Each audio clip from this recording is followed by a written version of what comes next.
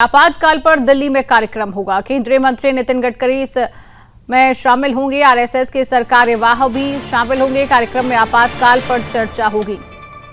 अब बात करें आपातकाल की तो 25 जून 1975 की वो रात जब भारत की लोकतांत्रिक आत्मा को कुचल दिया गया। कांग्रेस की तत्कालीन प्रधानमंत्री इंदिरा गांधी ने सत्ता बचाने के लिए देश पर आपातकाल थोप दिया। संविधान को दरकिनार कर दिया गया। अभिव्यक्ति की आजादी छीन ली गई और विरोध करना अपराध बना दिया गया। जयप्रकाश नारायण, अटल बिहारी वाजपेयी, लाल कृष्ण आडवाणी जैसे राष्ट्रभक्तों को जेल में डाला गया। देश भर में हजारों लोगों को गिरफ्तार किया गया और इतनी गिरफ्तारियां हुई कि जेलें छोटी पड़ गई। अखबारों पर सेंसरशिप लागू कर दी गई। हर खबर पर सरकारी अफसर की मोहर जरूरी हो गई। तो उसी को लेकर कार्यक्रम होने जा रहा है और इस कार्यक्रम में केंद्रीय मंत्री नितिन गडकरी शामिल होंगे। तो बड़ी खबर आप तक पहुंचा रहे हैं। आपातकाल पर दिल्ली में कार्यक्रम होने जा रहा है। दिल्ली में कार्यक्रम होगा और इस कार्यक्रम में केंद्रीय मंत्री नितिन गडकरी इस कार्यक्रम में शामिल होंगे। 25 जून 1975 की वो रात जब देश में इमरजेंसी लागू कर दी गई। आरएसएस के सरकारवाह भी इसमें शामिल होंगे। इंदिरा गांधी ने संविधान को किस तरीके से कुचला और अभिव्यक्ति छीनी। राष्ट्रभक्त जो तमाम देश के राष्ट्रभक्त थे उनको जेलों में डाला गया और इस तरीके से जेलों में डाला गया, इतनी संख्या में जेलों में डाला गया कि जेल जो है वो छोटी पड़ गई। केंद्रीय मंत्री नितिन गडकरी जो है वो इस कार्यक्रम में शामिल होने जा रहे हैं। इसी को लेकर दिल्ली में एक कार्यक्रम आयोजित हो रहा है। आपातकाल को लेकर केंद्रीय मंत्री नितिन गडकरी इस कार्यक्रम में शामिल होंगे।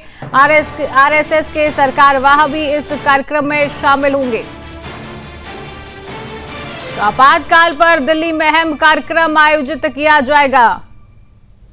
आपातकाल को लेकर दिल्ली में अहम कार्यक्रम आयोजित किया जाएगा। इस कार्यक्रम में केंद्रीय मंत्री नितिन गडकरी शामिल होंगे। आरएसएस के सरकारवाह भी इस कार्यक्रम में शामिल होंगे। 25 जून 1975 को लेकर जिस तरीके से देश में इमरजेंसी लागू की गई उसको लेकर भी बात जो है की जाएगी। लोग समझे, हाथ उठाइए। सब बढ़िया फिल्म देखे ना, लघु फिल्म। हमारे मुख्य वक्ता को भी सुने, हमारे डॉक्टर साहब को भी सुने, तो आप लोगों को समझ में आ गई ना कि ये आपातकाल क्या है। तो मैं ज्यादा बोलूंगा नहीं, कहे कि आज के संदर्भ में सारी बातें आ गई हैं और इस आपातकाल को हमारे परिवार ने भी झेला है। हमारे बड़े पिताजी स्वर्गीय श्री नरहरि प्रसाद साई जी 19 महीना वो भी जेल में रहे और जब इमरजेंसी के बाद चुनाव हुआ तो रायगढ़ से सांसद भी चुने गए और मोरारजी भाई देसाई की सरकार में केंद्रीय राज्य मंत्री भी थे और बहुतों को भी हमने देखा है। आपातकाल में जो बंद थे उनके घर में कैसी मजबूरी थी, चूल्हा नहीं जलता था, उनके बच्चों का भविष्य बर्बाद हुआ।